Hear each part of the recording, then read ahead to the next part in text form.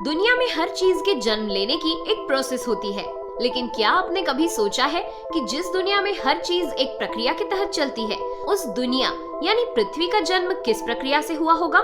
Universe में फिलहाल पृथ्वी ही एक ऐसा ग्रह है जिस पर जीवन मौजूद है, लेकिन क्या आप जानते हैं कि इस पृथ्वी पर जीवन की शुरुआत कैसे हुई?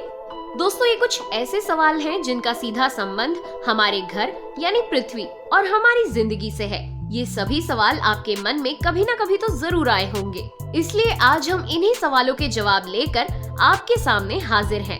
तो चलिए चलते हैं यूनिवर्स में 4.6 बिलियन साल पीछे, जब यूनिवर्स में एक हलचल के साथ पृथ्वी के जन्म की शुरुआत हुई थी। यूनिवर्स की उम्र 13.8 बिलियन साल की है, लेकिन यूनिवर्स बनने के बाद लगभग 9 बिलियन सालों तक हमारे सोलर सिस्टम का कोई नामो निशान नहीं था। इस दौरान यूनिवर्स में गैलेक्सी, स्टार्स, एक्सोप्लैनेट्स, क्लस्टर्स और सुपर क्लस्टर्स का निर्माण होता रहा। करोड़ों स्टार्स और एक्सोप्लैनेट्स का निर्माण हुआ। कई बिलियन साल पहले हमारा सोलर सिस्टम गैस और धूल कणों का एक विशाल बादल था, जो यूं ही खाली स्पेस में चक्कर लगाता रहता था। और फिर एक नियर बाय स्टार में हुए विस्फोट ने गैस और धूल के इस बादल में हलचल पैदा कर दी। स्टार्स में होने वाले इस विस्फोट को सुपरनोवा कहते हैं। जब किसी तारे की मृत्यु होती है, तभी सुपरनोवा की घटना होती है। जब इस बादल में हलचल पैदा हुई, तब इसमें गुरुत्वाकर्षण एक्टिव हो गया। गुरुत्वाकर्षण बादल में मौजूद सभी पार्टिकल्स को अपनी ओर खींचने लगा। सभी पार्टिकल्स एक साथ जमा होने लगे और फिर एक विशाल डिस्क का निर्माण हुआ। इस डिस्क के सेंटर में सूर्य का निर्माण हुआ, जबकि डिस्क के आउटर रिंग में मौजूद पार्टिकल्स अपनी ग्रेविटी में सिमटने लगे। शुरुआत में इस डिस्क का टेम्परेचर काफी ज्यादा था। इसी स्थिति में डिस्क के आउटर रिंग में मौजूद पार्टिकल्स ग्रेविटी के कारण एक साथ जमा होते रहे और इनका आकार बड़ा होता गया।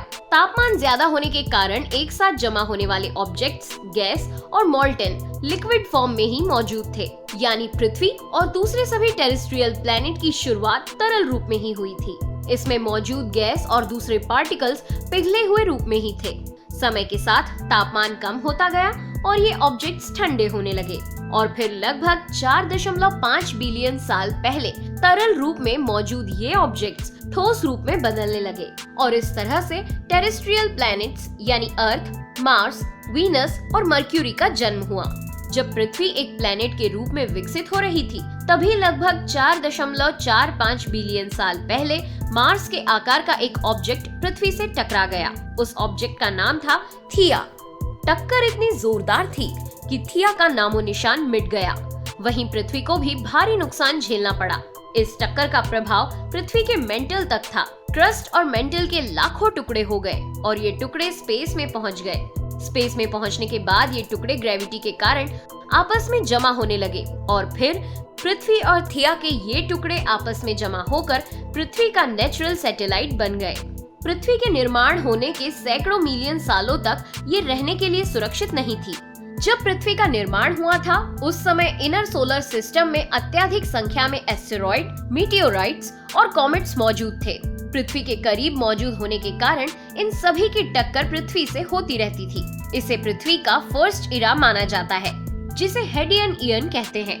मीटियोराइट्स की पृथ्वी से टक्कर और पृथ्वी पर अत्यधिक ज्वालामुखी विस्फोट की वजह से अत्यधिक मात्रा में गैस रिलीज होती थी। इन्हीं गैसों से उस समय के पृथ्वी के एटमॉस्फेयर का निर्माण हुआ। जैसा कि आप जानते होंगे कि कॉमेट्स बर्फ, गैस और धूल से बने होते हैं। इन्हीं कॉमेट्स की वजह से पृथ्वी पर पानी आया और महासागरों का निर्माण हुआ। पृथ्वी का तापमान लिक्विड वाटर के ठहरने के लिए उपयुक्त था। इस वजह से जब जब कॉमेट्स की पृथ्वी से टक्कर हुई, तब तब पृथ्वी पर बर्फ के रूप में पानी आता रहा। बाद में सूर्य की गर्मी ने बर्फ को पिघलाकर पानी को तरल रूप में बदल दिया। 3.8 बिलियन साल पहले हेडियन ईयन समाप्त हुआ और पृथ्वी के दूसरे एरा आर्कियन एज की शुरुआत हुई। आर्कियन एज में टेक्टोनिक प्लेट्स और सबडक्शन जोन्स की प्रक्रिया काफी तेजी से हुई। जब पृथ्वी के क्रस्ट के टुकड़े, जिसे प्लेट कहते हैं, आपस में टकराते हैं, तब इस प्रक्रिया को प्लेट टेक्टोनिक्स कहते हैं। इस प्रक्रिया में प्लेट्स आपस में टकराती हैं और एक दूसरे के ऊपर नीचे हो जाती हैं। इस टक्कर में ऊपर रहने वाली प्लेट्स से ही ऊंचे ऊंचे पहाड़ों का निर्माण हुआ। समय के साथ ही कॉन्टिनेंट्स का बनना और टूटना भी जारी रहा।